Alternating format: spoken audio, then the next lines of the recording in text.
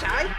It's hard to even categorize this as a horror movie because the monster that would typically be eating the kid or going after the kid is actually on his side in this case. What if you could barter with the monster and be like, hey, I'm a monster, I need to eat. So if you feed me, I'll help you out rather than eat you. And I always thought that kind of concept was like a really cool idea.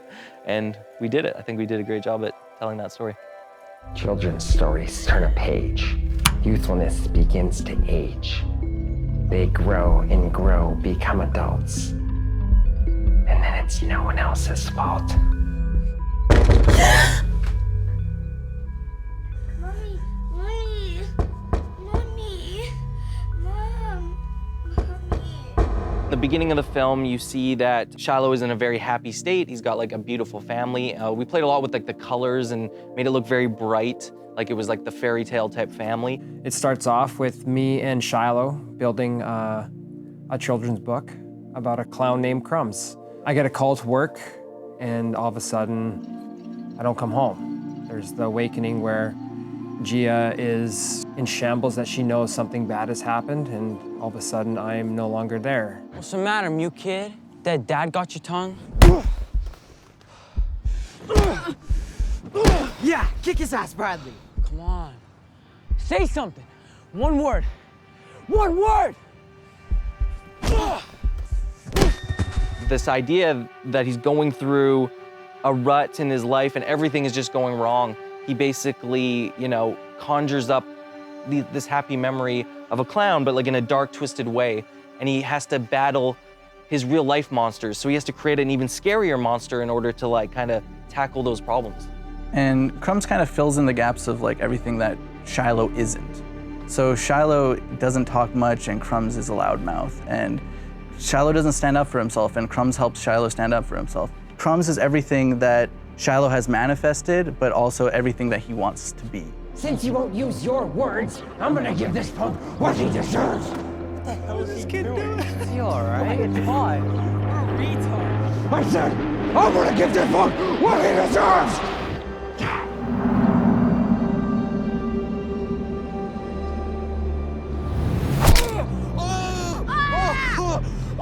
What did you do? I mean, what did we do? Although it is like this kind of fantastical imaginary friend type story, there's a lot of realism in the domestic life of Shiloh that a lot of people can relate to.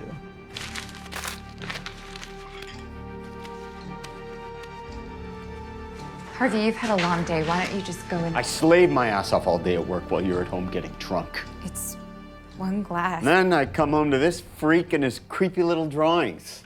Harvey, his father drew too. His father is fucking dead. When you read a script, you're always trying to find something within the script that you can resonate with on an emotional level. And when I read Crumbs, there was a lot in it that I understood on a more personal level. It inspired me more to be able to portray it the way I think it was intended to be. Stand by, guys. Here we go. Settle. And in position. 11 Foxtrot, take 4 marker. Right. And action. Are you gonna let him lie to them? He's a liar. Say it. He's a liar. He's a liar. He's a liar. He's a liar. He's a liar. He's a liar! Do you realize what you just did? You're a liar.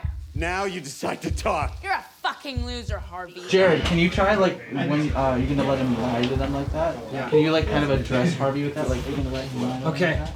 I took a lot of inspiration from many different people who have done these type of roles, from Bill Skarsgård to the great Heath Ledger to Joaquin Phoenix. The first thing I really wanted to kind of figure out was the body movement of this character. How did he move? How did he sound? You know, if I was to be a clown, how would I envision this character? When I kind of discovered the voice, which I found like was the most challenging part, it really allowed me to drop in. Hey, Shy. Little help. Starving. Your leftover snacks make me strong. I'll do what's right and what's wrong. For me and Cody, this is, a step up in our careers as filmmakers, and we got to work with some real next level actors. There were things that we weren't even telling them that they were just bringing to the table that were like, yeah, that's exactly what we thought, or like, that isn't what we thought, but that is like an incredible observation that you made just from the script and you're bringing to the character, and we really loved that about all the actors. Crumbs is standing. Yeah, across from him here. And then he goes to go in for the sandwich, and then we'll just cut there. Okay, hold on, I just want to see something. You stand here. Yeah. That might work. So if I'm the camera, I'm easy rig mode. And I'm like over his shoulder here. The thing with filmmaking is you really want to work with people that kind of operate at a very similar frequency that you do, that see things in the same way that you do. Cody comes from editorial and Jesse comes from performance. The great thing about that process is I had one person to lean on about the frames and the shots we wanted, and then I had another person to lean on about the performance that we wanted. And so it was a really good dynamic to have on set. One more take? One more, but I think when he lunges forward, I think the camera should be moving back with him. Okay. Yeah. We're very self-aware of what our strengths are, and we play to our strengths. With our DP, when we were doing a lot of the planning, we talked over every single scene, how we wanted it to look, so while we're on set, we're all on the same page.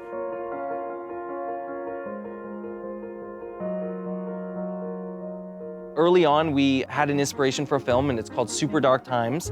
And we showed him this movie, and we're like, let's start here. Like, let's look at this film. We love the colors, we love the tone. Can we make a movie and put our idea into this world? I just really wanted something that was based in reality, very natural. And we had a really big time constraint just with 3 days. And contextually, I think doing it handheld really served the story the way I wanted it to. Once I'm all set up and then all that stuff, then we can really like finesse. Let's start setting up the technicals here then. Now I'm gonna teach it to you. Let's cut there. Crazy Eights is a different beast. The experience was like game changing. The amount of stuff that, we learned within this small time period is like taking my perspective on film to a whole nother level. I think everybody should do Crazy Eights once. It was an intense experience. It was a lot all at once. I think that just brought us as a crew and cast so much closer together, like we went through a traumatic experience together. I think it's a really good real world experience. If this is something that you want to do, if this is something you want to pursue, if you're a cinematographer or director or whatever role you want to take on, I think it's a really good experience for real world intention. You collect a group of people that are really passionate about what they do and super on board, and you hear their ideas. You don't really know what to expect, and then you show up on the day and you're like, holy crap, mind blown. They're taking our vision and they're using their collaborative efforts to bring it to life. Working with all these people, I'm like, I want to get to the next level and I want these people to come with me. And you create those relationships and you build up a family, and you're kind of like, I created an amazing piece of content and I want to continue doing that, so who's coming with me? And I really love that aspect of it.